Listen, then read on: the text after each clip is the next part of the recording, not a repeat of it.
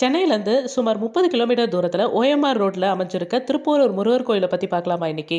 இந்த திருப்போரூரில் இருக்க முருகர் சிலை பார்த்தீங்கன்னா சுயம்புவா தோன்றியவர் தான். இந்த கோயில் பின்னாடி இருக்கிற ஒரு குட்டி ஸ்டோரி பார்க்கலாமா. சிதம்பர சுவாமிகள் அப்படின்றவர் முருகருடைய தீவிரமான பக்தர். ஒரு நாள் முருகர் இவருடைய கனவுல வந்து நான் ஒரு பனைமரத்தடியில் இருக்கிறதாவும் என்னை மீட்டெடுக்குமாறும் சொல்லியிருக்காங்க. அதன்படியே இவரும் பனைமரத்தடியில் போயிட்டு முருகர் சிலையை மீட்டெடுத்து வழிபட்டுட்டு வந்தாரு. இவர் யாருக்கு விபூதி கொடுத்தாலும் அவர் வந்து சீக்கிரமா சரியாயிடுவாங்க. அந்த சமயத்துல அந்த ஊரை ஆண்ட நவாப்புடைய மனைவிக்கு உடல்நிலை சரியில்லாததுனால இவரை கூப்பிட்டு விபூதி கொடுக்க சொல்லியிருக்காங்க.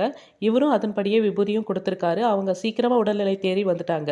இதனால மகிழ்ச்சி அடைந்த நவாப் அவர்கள் அவருடைய இடத்தை முருகர் கோயில் கட்டுறதுக்காக கொடுத்தாரு. அதற்கு பிறகு முருகருக்கு ஒரு பெரிய கோயிலும் எழுப்பப்பட்டு எல்லாராலையும் வழிபடப்பட்டது. சிதம்பரம் சுவாமிகளுக்கு தனி சன்னதியும் அமைக்கப்பட்டிருக்கு. முருகருக்கு எப்படி இங்க கோயில் அமைக்கப்பட்டது அப்படின்றத பார்த்தோம். முருகர் எப்படி இங்க வந்தாரு அப்படின்றத அடுத்த வீடியோல பார்க்கலாம். திருப்போரூர் முருகனுக்கு அரோகரா. தேங்க்யூ, பாய்.